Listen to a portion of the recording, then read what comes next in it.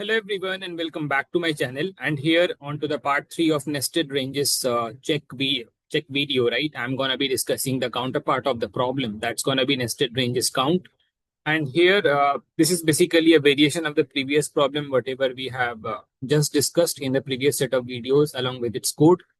So let's see, by the way, what the problem is trying to tell us. Right now, it's not about checking whether a specific range from start to the end is going to contain any other range or not. It's not about the true false kind of result we are going to calculate, but it's about counting all other ranges that is being contained within the current range between start to the end. Specifically, that we are required to do. So let's see, by the way, how the overall input alongside its outputs are going to be looking like. So 1,6 contain how many other ranges? So I think 2,4 is being contained within 1,6, and after that 3,6 is being contained within 1,6. So answer for the contains counterpart for 1,6 is going to be 2. 2,4 contains any other range? No, right? It doesn't contain any other range. So answer for that is going to be 0. 3,6 contains any other range? So no, not at all as per the current set of input. So the answer for that is also going to be 0. 4,8 also doesn't contain any other range. So I think the answer for that is going to be equal to that of 0 as well. Now the question comes out to be part of your is contained, right? Whether a specific range is being contained within any other range or not. That's also specifically you are required to calculate. A specific range between start to the end is being contained within how many other ranges? Okay, how many other ranges? How many other ranges are specifically containing start to the end? So if you try to calculate for 2,4, it is being contained only within 1 to 6. So answer for that is going to be 1. 1 to 6 is the most broader range here among the set of inputs. So none of the other ranges specifically contains this specific 1, 6. So it's not getting contained within any other range at all. So answer for that is going to be 0.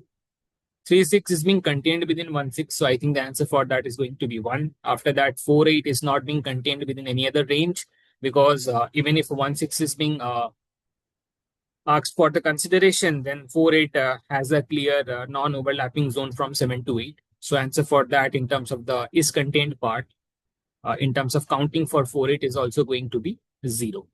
Fine enough. So I think that's what your respective outputs are going to be signifying, right? Now, my point is that as per the previous approach, like the way we have sorted, how basically we have sorted up, we have specifically sorted in terms of increasing nature of the start points, and given that if the start points are equal, right, it's going to be decreasing nature of, it's going to be the decreasing nature of the endpoints. That's how specifically all the ranges have got sorted. The similar strategy also we are going to follow here. But what changes we are going to do? What changes specifically we are required to have, right? So let's try to analyze that a bit. So I'm going to be just giving you the intuition for this video. You're going to be approaching the code part on your own. I can just try to explain how specifically we can try to do that, right? And with what kind of data structures. So specifically, if I go ahead, right?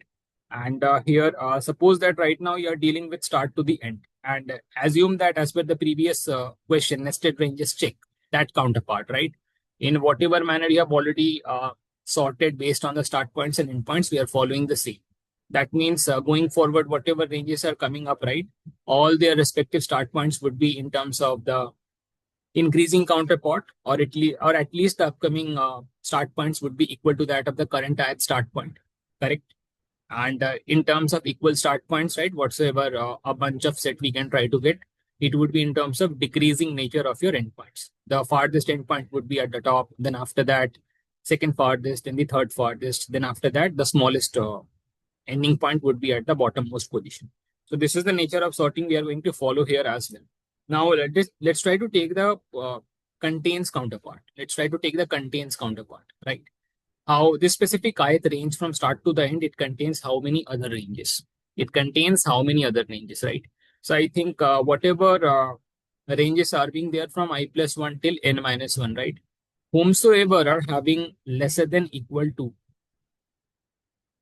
n, okay? Whomsoever ranges are having respective end prime endpoints. Okay, let me try to indicate that all the respective upcoming endpoints from I plus 1 till n minus 1 utilizing this variable end prime, and all their respective ending points should be strictly lesser than or equal to n. Then only I can say all these respective ranges whatsoever are there, right, they would be contained they would be contained within start to the end. So start to the end, the current ith range would contain all these ranges, whatsoever we are dealing with right now.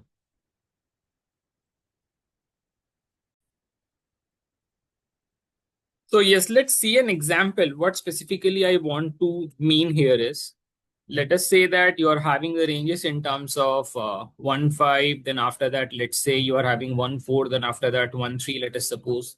After that, it can be equal to that of 2, 4 as well. Or let's say you are having 2, 5. After that, it can be 2, 4. Then after that, let's say you are having 3, 7. Then how overall we can try to proceed ahead? I think in order for the contains answer calculation, right? What is required to be considered? Uh, I think 3 to 7 contains no specific ranges because afterwards no ranges lie at all. All the set of ranges end here only. So the contains answer for 3 to 7 will always be 0.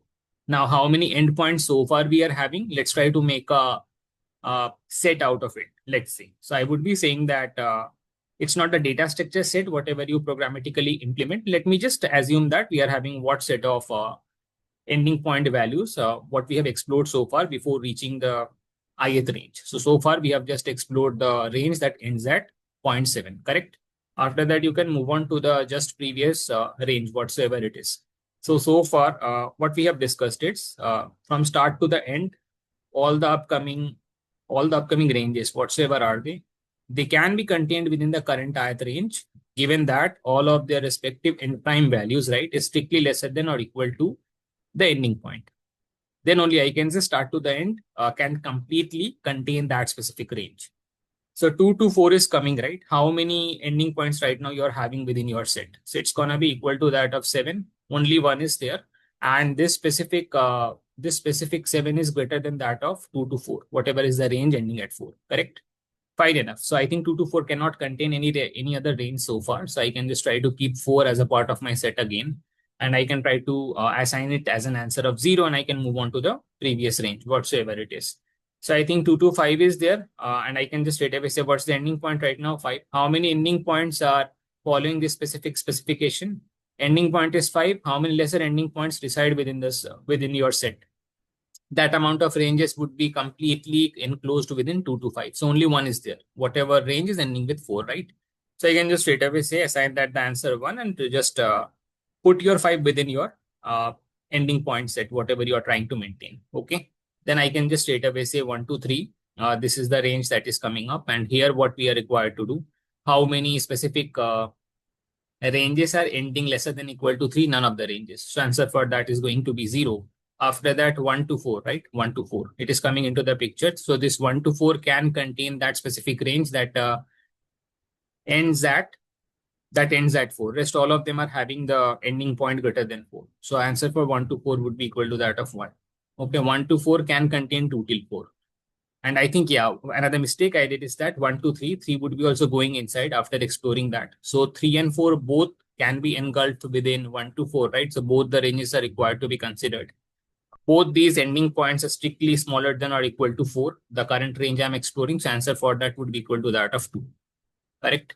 After that, I think we can go to, and yeah, another thing you can try to do is that within your set of ending points, you can try to keep 4. Another 4 would be getting added. And 1 to 5, whatsoever it is, right? The overall topmost range after the sorting, whatever we can try to get. So lesser than 5, how many ending points reside? Lesser than equal to 5. So it's going to be 3. It's going to be overall of 4 ending points. 4, 4, 3, and 5. So answer for that is going to be equal to that of 4. So I think this 1 to 5 whatsoever, right? This can contain 1 to 4 within that. This can contain 1 to 3 within itself. And after that, it can try to contain 2 to 5 as well. It can try to contain 2 to 4 as well. All these 4 ranges can be contained within 1 to 4. So that's the governing factor. How many ending points are being there in the set of ranges you have explored, and corresponding to them, how many are having lesser than equal to ending point values equal to that of 5. 5, in a sense, the current ith range, whatever you are exploring. So that's how basically you can try to calculate that, right? So basically how we can try to solve it, you can try to either deal with vectors or array list, whatever you wish, or in terms of array representation, I can try to keep how many respective ending points, right, I have explored so far. Correct. And as compared to that of the ith ending point, en of I, let's say how many of the already ending points are having lesser than or equal to value end of I. Should that be okay? So I think I am required per value of range I, whatever I am exploring, right? I'm required to explore how many vector values are having lesser than or equal to end of I, this specific end range value. So it can cost me n operations. And if there are n ranges in total, right, I can straight away say n cross n would be your time complexity if you go ahead with this approach. So you are required to broad down the query to log n time complexity, right? You are required to broad down your query in terms of log n time complexity. So you can try to utilize either segment trees for it. You can either try to utilize Fenwick trees for that. If you don't know these data structures, I'll try to solve it with the help of something called as policy-based data structures, right? That has an inbuilt implementation. And in the upcoming videos, we can try to talk about how segment trees and Fenwick trees can be implemented. Fine enough? Fine enough. So let's also go ahead to the part of your respective how the is contained part works.